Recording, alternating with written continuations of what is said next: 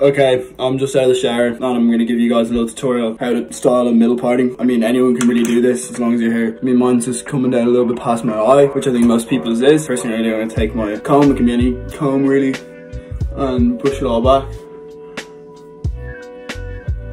And next thing I'm going to do, I'm going to take some sea salt spray. This is my product anyway. You can find it on my website or give me a shout, give me a DM if you're looking for some. And I'm just going to kind of spray it all around while my hair's still wet. Once I'm done with that, I'm going to rub it in, make sure it's all in there on the top and the sides. This is basically just going to make the hair way easier to blow dry.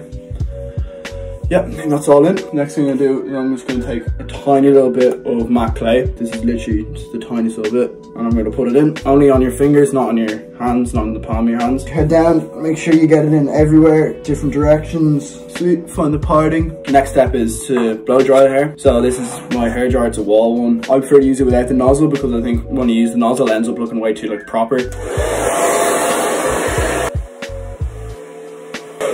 By the way, this is on high heat, medium settings.